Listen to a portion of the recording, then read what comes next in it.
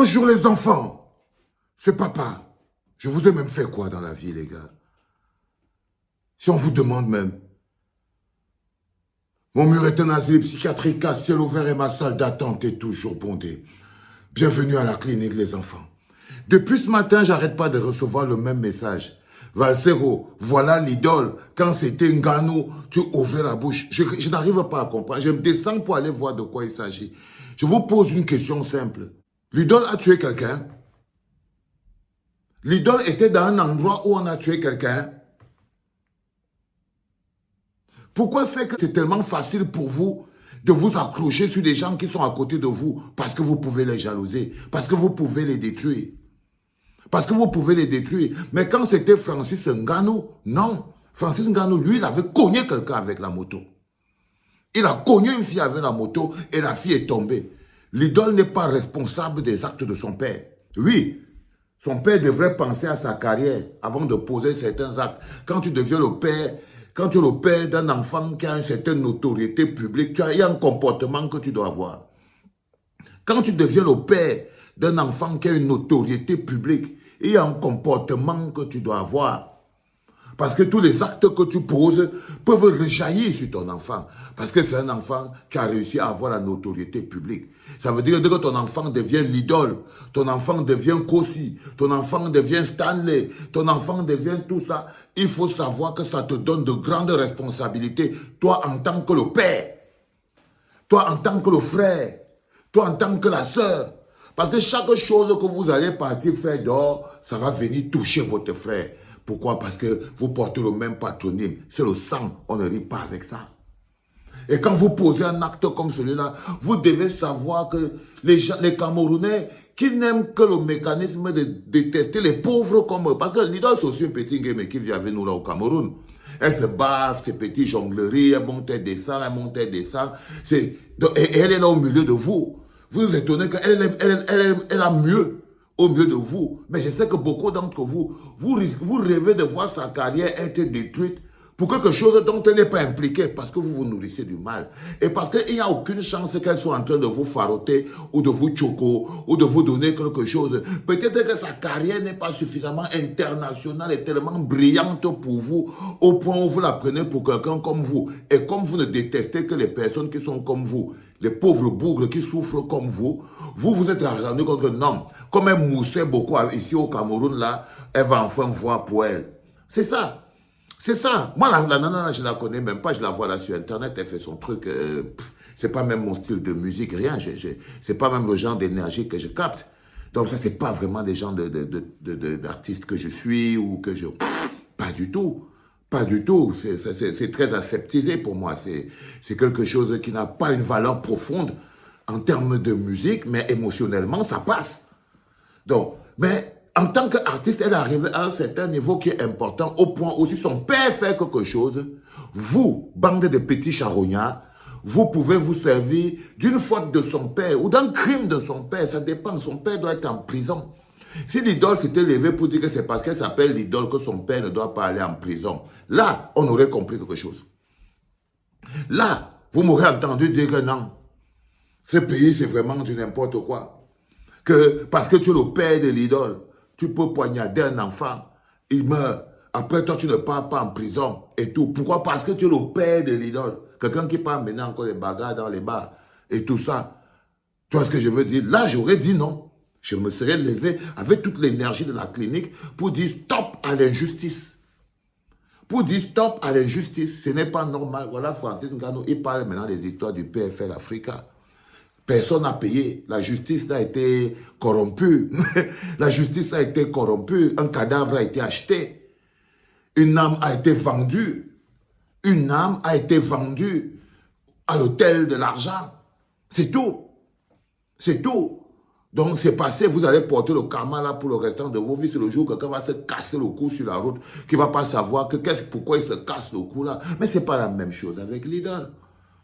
L'idole, son père est adulte, vacciné. Elle est très mal elle-même de voir son père se retrouver dans cette situation d'abord parce que c'est son père. Donc je suis sûr qu'elle lui en veut. Le gars est parti à la maison, il a pris un couteau. J'ai lu dans un papier sur Internet que le repas a fini de faire un problème avant un moulin dans le bar. Quand vous dites que les gens sont vous êtes au Cameroun, quand vous dites que ça va tomber, personne ne sait d'où ça vient. Le gars finit de faire les problèmes avant Mola dans le bar, dans le Jean, contre le Jean. Il trace à la maison, il prend le nep, le labi, le couteau, avec le poison dessus. Il repart. Il part chez le Mola pour aller lui montrer que tu sais qui je suis. Il repart avec le couteau pour aller montrer au Mola que tu sais qui je suis. Un enfant de 6 ans. Le karma. Le karma qui touche le pays. C'est un enfant de 6 ans. Et il paraît que 2 personnes ont perdu la vue. Je n'ai pas la crainte réelle de l'histoire. Mais ce que je sais, c'est que vous ne pouvez pas mettre dans le même panier l'idole qui n'a tué personne, qui n'a causé l'accident de personne, qui n'est qu'une pauvre victime, parce qu'elle a eu un nom grand et son père n'a pas réussi à capter que quand tu es déjà le père de l'idole, c'est une nana qu'elle vit au milieu des souffreteux. L'idole, c'est une star qui a de la lumière au milieu des âmes obscures. L'idole, c'est une petite star qui a la lumière au milieu des âmes obscures. Et les petites âmes obscures que nous avons autour d'elle sont en train en ce moment de se prélasser en se disant « elle va enfin baisser son caquet ». Ben oui, c'est comme ça que les gens, quand vous parlez aux pauvres, aux gens qui souffrent avec vous, je vous connais. Je vous connais. Donc, du coup, vous venez ici à la clinique. Ouais, quand c'était Francis Ngannou, tu ne pas. Mais vous délirez. Vous délirez. Je vous dis de ne plus venir parler cette histoire de Francis Ngannou ici à la clinique. Parce que c'est quelqu'un qui a perdu tout le respect de la clinique. Il a tout perdu. Il n'est pas un grand personnage, c'est un rigolo. Il n'a plus aucune valeur ici à la clinique. Aucune. Et si un jour la clinique a le pouvoir, un procureur va ouvrir l'histoire là. Croyez-moi. Pour le moment, on est là. C'est pas grave. Vous avez acheté une âme. Vous l'avez revendue à quelques pièces d'argent comme à l'époque de Jésus. Est-ce que vous rigolez? Vous ne connaissez même pas la valeur d'une âme. Vous ne savez pas que l'âme n'a pas de prix. Et tous les jours, vous bradez les vôtres. C'est ça qui vous pose des problèmes. Et là, il y a la petite Lidole. Vous essayez de bouffer son âme. Vous essayez de bouffer son âme. Parce que vous êtes des dévoreurs. Vous êtes des dévoreurs. Vous avez peur de vous attaquer aux réalités. Je vous dis, la petite, elle n'a pas demandé à naître de ce monsieur. OK?